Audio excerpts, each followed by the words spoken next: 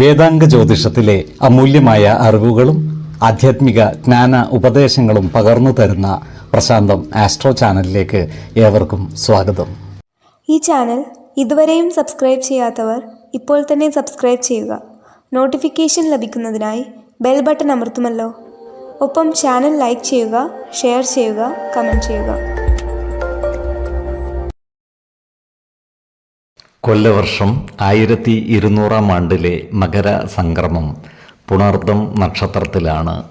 മകരം 1-ാം തീയതിയിലെ ഗ്രഹനില അനുസരിച്ച് മേടം രാശിയിൽ ഗുളികനും, എടവത്തിൽ സർവേശ്വരകാരകനായ വ്യാഴവും, കർക്കിടകം രാശിയിൽ ചന്ദ്രനും കുജനും, കന്നിയിൽ കേതുവും, ധനുരാശിയിൽ ആദിത്യനും ബുധനും, കുംഭത്തിൽ ശുക്രനും ശനിയും, മീനം രാശിയിൽ രാഹുവും സ്ഥിതി ചെയ്യുന്നു.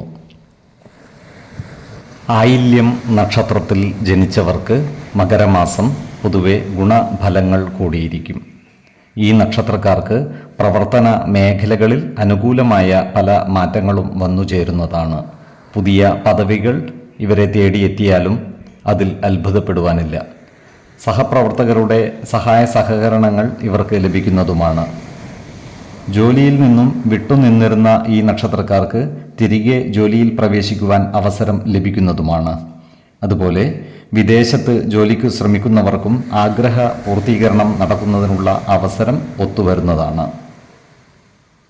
ഇവർക്ക് സാമ്പത്തികമായ അഭിവൃദ്ധി ഉണ്ടാകുന്നതുമാണ്. ഈ നക്ഷത്രക്കാരോട് അസൂയ മനോഭാവം വെച്ചു പുലർത്തുന്നവരുടെ എണ്ണം കൂടുന്നതാണ്. എന്നാൽ ഇത്തരക്കാരെ തിരിച്ചറിഞ്ഞാൽ അവരുമായി നല്ല സ്നേഹസൗഹൃദ ബന്ധങ്ങൾ നിലനിർത്തുവാൻ പരിശ്രമിക്കേണ്ടതുമാണ്. ഈ നക്ഷത്രക്കാരായ യുവതീ യുവാക്കളുടെ വിവാഹ കാര്യങ്ങളിൽ കാലതാമസമുണ്ടാകുവാനുള്ള സാധ്യതകൾ കാണുന്നുണ്ട്. ഈ നക്ഷത്രക്കാർ സ്ത്രീജനങ്ങളുമായി ബന്ധപ്പെട്ട് പ്രവർത്തിക്കുമ്പോൾ ജാഗ്രത പാലിക്കുന്നത് ഗുണകരമായിരിക്കും. വാക്കുതർക്കങ്ങളിൽ ഏർപ്പെടാതിരിക്കുവാൻ പ്രത്യേകം ശ്രദ്ധിക്കേണ്ടതുമാണ്. ഈ നക്ഷത്രക്കാരായ വിദ്യാർത്ഥികൾക്കും മറ്റു പഠിതാക്കൾക്കും അനുകൂലമായ കാലമാണ്. ഇവർക്ക് പഠന പുരോഗതിയും പരീക്ഷ വിജയവും ഉണ്ടാകുന്നതാണ്. അതുപോലെ ഉദ്യോഗാർത്ഥികൾക്കും മറ്റു തൊഴിൽ അന്വേഷകർക്കും പുതിയ ജോലിയിൽ പ്രവേശിക്കുവാൻ അവസരം ഒത്തുവരുന്നതുമാണ്. ഈ നക്ഷത്രക്കാരായ പൊതുപ്രവർത്തകർക്കും കലാകാരന്മാർക്കും അനുകൂലമായ കാലമാണ്. ക്രിയാത്മകമായ പ്രവൃത്തികളിലൂടെ സമൂഹ മനസ്സിൻ്റെ അംഗീകാരം നേടിയെടുക്കുവാൻ ഇവർക്ക് സാധിക്കുന്നതുമാണ്.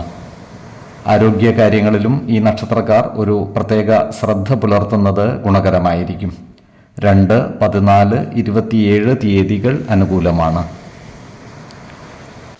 ഈ നക്ഷത്രക്കാർ ജനിച്ച സമയത്തെ അടിസ്ഥാനമാക്കിയുള്ള ജാതകത്തിലെ ലഗ്ന രാശിയുടെയും ലഗ്ന അധിപന്റെയും സ്ഥിതിയും ശുഭ പാപ ഭാവങ്ങളുടെ സ്ഥിതിയും ഓരോ രാശിയിലെയും ഗ്രഹങ്ങളുടെ സ്ഥിതിയും അനുസരിച്ച് ഇവരുടെ പൊതുഫലത്തിൽ ഏറ്റക്കുറച്ചിലുകൾ ഉണ്ടാകുവാനിടയുണ്ട്. കുടുംബ ദേവതകളെയും ഇഷ്ടദേവതകളെയും ഉപാസിക്കുന്നത് ഇവർക്ക് ആയുരാരോഗ്യ സൗഖ്യമേകും. ഇഷ്ടദേവതാ മന്ത്രം 108 തവണ ദിനംതോറും ലിഖിത ജപം ചെയ്തു വരുന്നത് ഇവർക്ക് സർവ ഐശ്വര്യങ്ങളുമേകും. നല്ല വ്യക്തി സാധനകളോടെയും ഉപാസനകളോടെയും മുന്നേറിയാൽ സർവേശ്വരാനുഗ്രഹത്താൽ ഇവരുടെ സർവകാര്യങ്ങളും മംഗളകരമാകും. നന്ദി, നമസ്കാരം. ജ്യോതിഷരത്നം പ്രശാന്ത് കണ്ണൂർ.